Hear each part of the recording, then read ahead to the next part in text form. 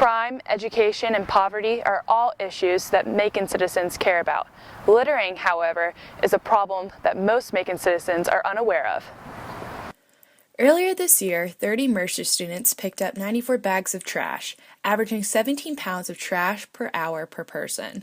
Pam Carswell, president and CEO of Keep Macon Beautiful, told us that Macon's biggest littering issue is cigarette butts. Cigarette butts is the #1 problem in Macon, and they're not biodegradable, and they're going to be here forever.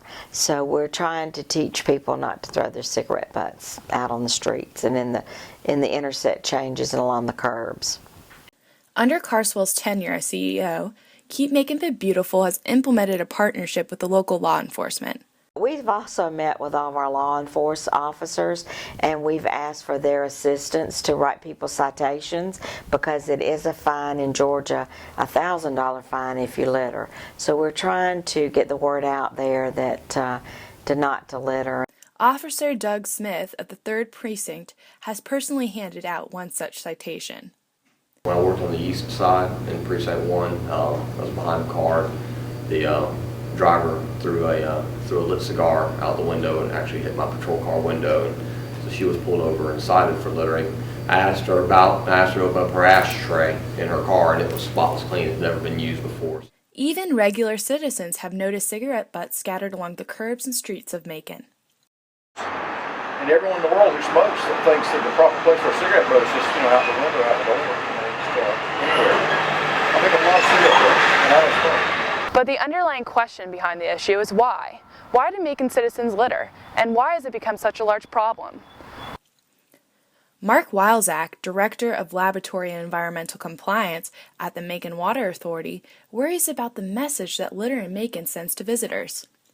Come off the interstate, look down, and I realize, what do people see? We're passing through or visiting or want to come see our historic homes or beautiful neighborhoods at the Cherry Blossom Festival. Or just want to see Macon. Want to go see the music heritage that's here from either from Otis Redding or the Allman Brothers. They see this trash, and I think the message that is sent out to folks, I know the message that's sent out to folks, is that they really don't care about where they live.